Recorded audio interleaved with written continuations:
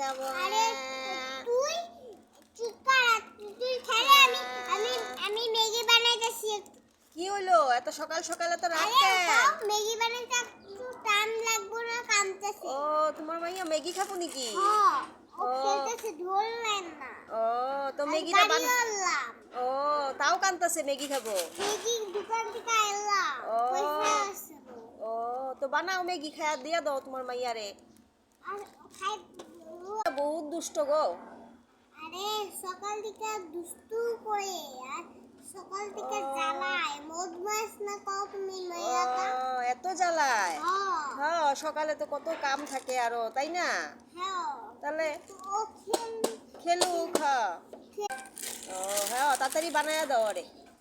হয়ে গেল ম্যাগি। দাঁড়া ঠান্ডা করে দিতে।